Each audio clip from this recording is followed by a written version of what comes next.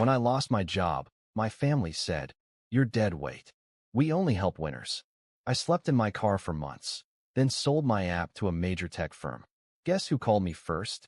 My dad. Guess who I put on hold? Forever? Hey there. We're working hard to hit our first 1,000 subscribers.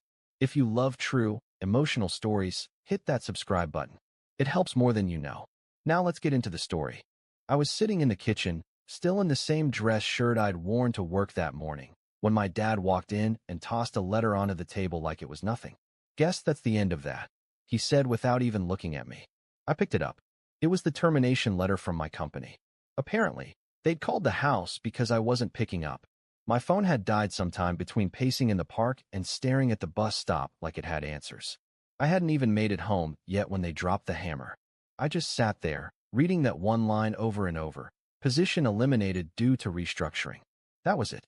5 years, late nights, weekends on call, and all they gave me was a single sentence. And then my dad added his own. "You always said you'd be a success. Guess the market didn't agree, huh?" I didn't say anything. I just folded the letter and slipped it into my bag like it was some kind of receipt. My mom leaned around the corner from the hallway, drying her hands on a dish towel, and asked, "So, what's the plan now?"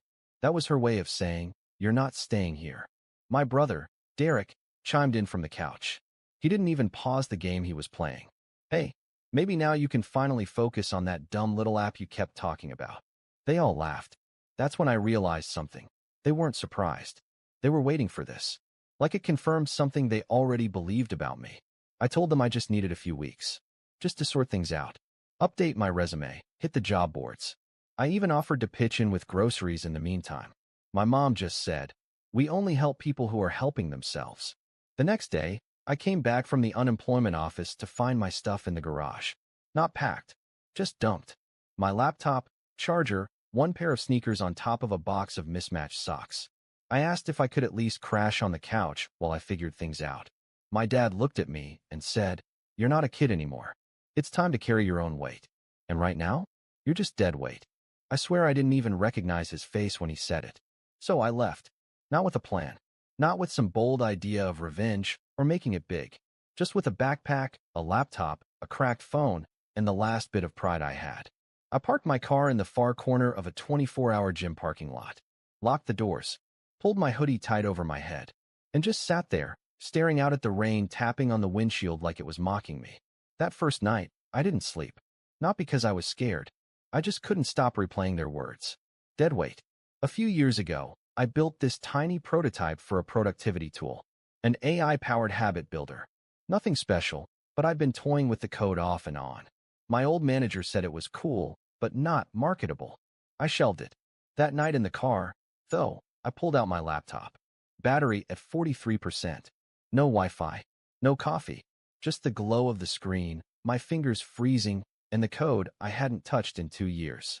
And I started working on it again. Not to prove them wrong. Not yet. I just needed to prove to myself that I wasn't as useless as they made me feel. By the end of that first week, I had rewritten the entire backend architecture of the app. I'd lost 6 pounds, had a weird rash on my neck from sleeping in the same hoodie, and hadn't spoken to a single person besides the barista at the gas station across the street. I found a public library that didn't kick people out if they used the wall outlets. I charged my laptop during the day, worked all night, and showered at the gym pretending I still had a membership. I kept my LinkedIn up to date, kept applying for jobs, kept lying to myself that someone from my old company would reach out with a new opportunity. But no one did. After 2 weeks, my cousin Jenny texted me. She'd heard I'd moved out and asked if I wanted to grab coffee. I said yes. I almost cried when I saw her walk in with 2 muffins and a hot coffee. She asked if I was okay. I said I was just between things. Halfway through the conversation, I finally worked up the nerve. "Hey, do you think I could crash at your place for a couple nights? Just until I land something." She looked uncomfortable. Said she'd have to ask her parents. She texted me later that night. "Sorry, my dad says it wouldn't be a good idea. He thinks you need to figure this out on your own." Same words, different voice. That was the moment I stopped asking for help. That weekend, I pulled the last of my savings and bought a $10 portable hotspot plan. Just enough to upload a demo of the app to a small dev forum I used to lurk on. It got one upvote. Just one. But the guy who left it? He worked for a small business accelerator. He left a comment that said, "If this is legit, message me." That message changed everything. But at the time, I didn't know that. All I knew was, I wasn't going to sleep in that car forever. And if no one was going to believe in me, I'd build something so good they'd have no choice. The message from that guy, the one who left the upvote, kept me going for days. His name was Alan. Worked with a startup incubator 2 states over. He asked a few technical questions, and I answered within the hour. Then he asked if I had a pitch deck. I didn't. So I spent the next 48 hours straight building one from scratch, sleeping in my car with my laptop open on my chest, recharging at the library, writing copy in the margins of napkins during my gas station ramen breaks. The pitch deck looked like trash, but it told the truth. No buzzwords, just screenshots, market gaps, raw data, and a short paragraph about how this app helped me survive the worst few weeks of my life. Alan emailed me back. "Not bad. We're doing a virtual pitch round next month. You in?" That one line kept me going like caffeine. Every night, I would sit in the corner of that gym parking lot and talk to myself like I was already pitching. I practiced my voice, timed my pauses, even memorized stats I didn't have to say out loud. I knew this was my one shot, and if I choked, I'd have to go back to whatever home meant now. 2 days before the pitch, I tried to crash at Jenny's again. I didn't even want to stay the night, just needed somewhere quiet to rehearse and charge up. I didn't even get to ask. Her mom answered the door, saw me, and said, "Your parents told us everything. You made your choices. Don't drag Jenny into them." She shut the door. I stood there for a full minute, then walked 3 blocks to the nearest open Wi-Fi spot and re-recorded my pitch video with the wind howling behind me and my voice shaking from the cold. Next day, I showed up to the virtual pitch round at a co-working space that let me book 1 free hour as a trial. The call started with 5 faces on screen. One dropped off midway through. Another yawned while I spoke. But Alan stayed. He was nodding. After it ended, I packed up my stuff, thanked the front desk guy, and sat in my car. I didn't hear back that night. Or the next. I figured it was over. So I went back to what I could control. The code. I refined the back end, added a dashboard, integrated habit loops, and personal progress AI suggestions. It was actually kind of addictive to use. The irony was brutal. A motivation app helping its creator stay alive when he could barely keep his head up. Then Alan emailed, "You're in. It's not funding, but we'll give you 8 weeks of mentorship, tools, and access to our network. Can you be in the city by Monday?" That meant moving. Again, I checked my account. $164.23 left. Not enough for gas and food and a place to stay. So I did something I hated. I called my dad. I told him I had a shot at something, that I needed just a few $100 to make it out there. I said I'd pay him back. He asked, "Is this one of those fake startup things?" I said no. Told him a real firm was backing it, that this was the chance I needed. He paused, then said, "You'll just waste it." Click. No good luck. No maybe. Just that. I remember sitting there, phone on my lap, watching a group of high school kids skate past the car like life was still simple. That night, I sold my last decent item, a mechanical keyboard I'd kept since college, to some guy on Craigslist for $90. I drove 5 hours to the city with the gas light on the whole second half of the way, parked near the incubator, and slept in the car again. This time on a side street where the streetlights buzzed so loud I couldn't tell if the sound was outside or in my head. But that Monday, I showed up. Hair a mess, shirt wrinkled, breath like stale coffee. But I showed up. And when Alan saw me, he didn't say, "You look like you've been sleeping in your car." He just said, "Welcome to week 1. It was the first time in months someone looked at me like I wasn't broken. Inside that small office space, I saw whiteboards covered in ideas, groups of 2 or 3 people huddled over laptops, people solving problems like the world depended on it. I hadn't felt like I belonged anywhere in a long time. But that room? It felt like oxygen. That was the moment something shifted in me. I wasn't just surviving anymore. I was building something. And the next time someone in my family said my name, they'd remember exactly who they threw out. 3 weeks into the incubator program, I had a working beta version. The app wasn't flashy. No fancy animations, no sleek branding, no buzzword-heavy launch posts. Just a simple interface and a brutal little algorithm that held you accountable. It tracked your habits, but more than that, it adapted to you. Missed a goal twice in a row. It didn't shame you. It adjusted. Missed again? It dug deeper, suggested smaller wins, and rewired the habit from the inside out. Alan called it the anti-hustle productivity tool. It stuck. I called it Glassjar. Because when you're broke, scattered, and losing time, it feels like your life is falling through cracks. The app made sure every drop counted. We launched it quietly on Product Hunt. No paid ads. Just a basic landing page, a testimonial from another founder in the cohort, and a personal blog post I wrote at 3 a.m. about sleeping in my car and building something when everyone else gave up on me. It hit 12,000 downloads in 48 hours. I thought it was a glitch. The next week, a mental health YouTuber made a video about it. Then a teacher on TikTok showed her students using it. Then Reddit picked it up. Within a month, we had 100,000 users. That's when I got the first message from my brother. Yo, is this app yours? It's all over my feed, lol. No apology. No asking how I was doing. Just lol. I didn't reply. Then my dad sent an email. Not even to congratulate me. Just a subject line that read, "Business opportunity, call me." The body was 2 sentences. Saw your name pop up. Let's talk if you're looking for some serious structure and grown-up guidance. Like I hadn't built all of it from a goddamn Corolla. I stared at that message for a long time. I didn't respond. But part of me still hoped. Not for their approval. Just recognition. A little humanity. Maybe even regret. Instead, 2 days later, my mom posted a photo on Facebook. My brother holding up a certificate for some online finance course, smiling like he just cured cancer. The caption said, "So proud of Derek. Always chasing success." No mention of the app. No mention of me. And that was it. I snapped. I screenshotted every text, every email, every voicemail I'd saved. From them. From my cousin. From my dad. I made a folder called Remember Who Closed the Door. Not to get revenge. To stay focused. Back in the incubator, I pitched a new feature, community challenges. Small groups encouraging each other through shared goals. Alan liked it. One investor hated it, said it was too soft. 2 weeks later, a VC firm that backed Calm and Headspace reached out. They loved the soft part. We had our first funding round, $1.4 million seed. My cut wasn't huge. Most of it went to building the team, scaling, cloud infra, etc. But I paid myself $6,500 a month. More than I'd ever made at my old job. I rented a studio. Clean walls. Tall windows. Cheap furniture, but all mine. No one could kick me out of it. First night there, I ate pizza on the floor and watched the blinking city lights through the window like they were stars. Then I bought a new phone. Same number. New power. The next morning, my dad called again. This time, I picked up. Didn't say anything. Just waited. He cleared his throat. Tried to sound casual. Heard you've been doing well. Everyone's talking about your thing, your app. Real proud of you, son. I said nothing. We should talk sometime. Maybe get dinner. Got some folks I'd love for you to meet. Maybe bring you into a few rooms, now that you're back on your feet.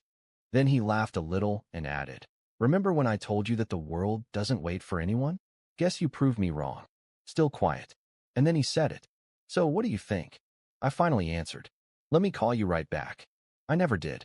Instead, I added that voicemail to the folder. Remember Who Closed the Door. By month 6, Glassjar wasn't just doing well. It was everywhere. We weren't viral. We were sticky. People weren't just downloading it. They were using it. Daily retention was off the charts. Teachers, therapists, even HR departments started reaching out.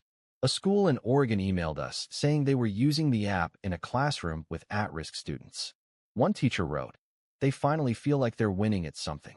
That one hit me, because I remembered what it felt like to not win, to not even matter. We hired 3 people from the incubator class, a designer, a back-end dev, and someone way smarter than me who handled data like it was Tetris. We ran lean, stayed scrappy, and kept growing. A few months later, we got an email from a VP at a mid-tier tech company. He didn't say much, just asked for a casual meeting to discuss synergies. Translation, they wanted in. We took the meeting. 3 execs, 1 lawyer, 2 hours of coffee and buzzwords. But when they finally dropped the number, it went quiet. $7.2 million. They buy Glassjar, keep the team, and let me stay on as product lead with full creative control and a fat stock bonus. Alan looked at me, said, "This is the part where you either take the offer or build something bigger." I signed, not because I was scared to build it further, but because I was ready to build more. And this gave me the fuel. The deal closed 2 weeks later. They cut the first check into our holding account. My name was on the press release. LinkedIn blew up. So did my inbox. Old co-workers, ex-classmates, people who hadn't said a word in years suddenly remembered I existed. Even my high school economics teacher emailed. You always had a quiet fire. My dad didn't call this time. He texted, congrats. About time the world saw what I always saw in you. Let's get dinner soon. My mom sent me a voice note. Told me how she always knew I'd find my way back. Said they were planning a small get-together for my dad's 60th birthday, and that everyone would love to see me. I stared at that message. It wasn't just fake. It was rehearsed, like they'd practiced it in front of a mirror. Then I got a message from Derek, the one who laughed when I got fired. Yo, we good? I told them you'd crush it one day. Let's catch up, bro. He added a wink emoji at the end, like it was a joke. That same night, I took myself out to dinner. Alone. Steak, wine, dessert.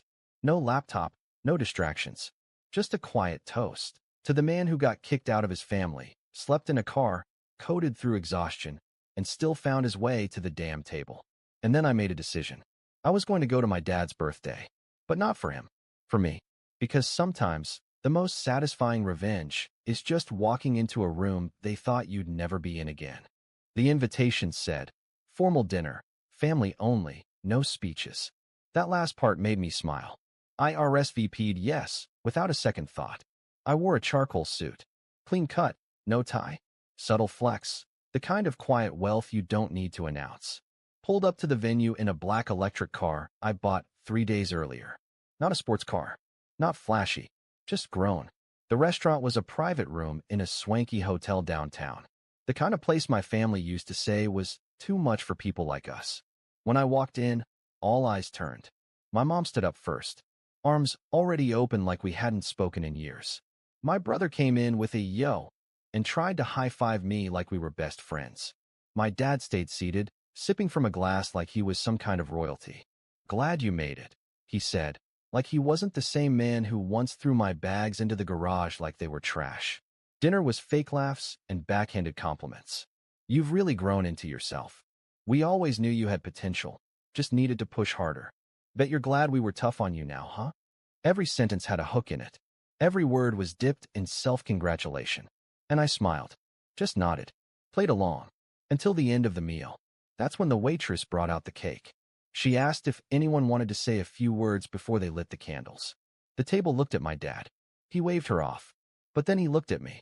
Why don't you say something, he said. You've had quite a year, haven't you? The whole room looked at me, expecting something polished and thankful. Something that ended with, thanks, Dad. I couldn't have done it without you. So I stood up, walked around the table, picked up the mic from the DJ's little stand near the corner, and said, before we celebrate, I want to play something for everyone. I pulled out my phone, hit play, and held the speaker up to the mic. It was his voicemail, the one from a year and a half ago. You'll just waste it. You're dead weight. Grow up. The room froze. No one spoke. No one could speak. I looked directly at my father. That's what you told me. When I asked for help. When I still believed family meant something. Someone at the table whispered, what the hell? I wasn't angry. I wasn't yelling. I wasn't emotional. I was just calm. Almost peaceful. I continued. I slept in my car while all of you laughed. I built something while you ignored me. And now? Now that there's money, now that there's attention, now I'm family again. I looked at my mom. She looked down, then at my brother. He turned red and sipped his wine like it might hide him. I set the phone down, walked back to my seat, and said one last thing. Don't worry. I won't embarrass you anymore.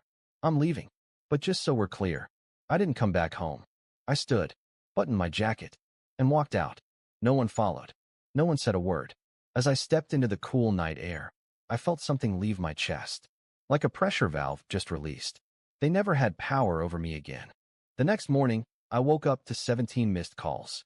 12 were from my mom, 3 from my dad, 1 from Derek, and 1 from an unknown number that turned out to be my aunt, the one who never once replied to any of my messages when I was jobless, homeless, and hoping for just a spare blanket and a couch. My voicemail box. Full. The first message was my dad's voice. Calm, but strained. You embarrassed us. You turned a private family moment into what, a stunt?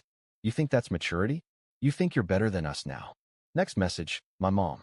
Her voice cracked halfway through. We just wanted to celebrate your father's birthday. You didn't have to make it about you. But I didn't reply. Not to a single one. I opened the group chat that I hadn't touched in over a year. The same one where I was removed after making things awkward when I asked for help. They'd added me back in. Someone renamed it Family First. The irony nearly knocked the wind out of me. So I wrote one message. Just one. I'll always be family. But you're not mine anymore. Then I left the chat again. Blocked them all. It wasn't dramatic. It wasn't revenge. It was survival. Because here's the truth no one talks about. Cutting someone off isn't about hatred. It's about protecting the last pieces of yourself they haven't already chipped away. A month later, Glassjar hit 1 million users. I got invited to speak at a mental health conference in Toronto. The night before my talk, I walked into my hotel room and collapsed on the bed. I stared at the ceiling for 10 full minutes before I realized I wasn't anxious. I wasn't doubting myself. I wasn't fighting anyone's voice in my head. I was just okay. And that's when I got the final voicemail from my dad. I messed up. I know that now. I don't expect you to forgive me, but I was scared. Scared of seeing you fail. Because if you failed, I'd feel like I failed. That's not an excuse. Just call me. Please. You'll always be my son. I saved the voicemail. Didn't delete it. Didn't respond. Instead, I made a donation that week. $100,000 to a youth shelter program that supports kids who get kicked out of their homes. The ones labeled lazy, useless, ungrateful. The ones like me. I asked if I could remain anonymous. But I gave them one note for the plaque they wanted to hang in the main room. For the ones they called deadweight. You are not disposable. Keep building. That plaque is still there. Every so often, someone sends me a photo of it. Some kid, standing underneath it, holding their first job acceptance letter or high school diploma. Some reminder that I didn't just survive. I outgrew them. And when my phone rings now, and it's a number I recognize from the past, I don't answer. I put it on hold. Forever. And that's the story. If you're still here, that means you're one of us. So go ahead, hit that subscribe button. I drop new chaos every single day, and trust me, tomorrow's story, it's even worse than this one.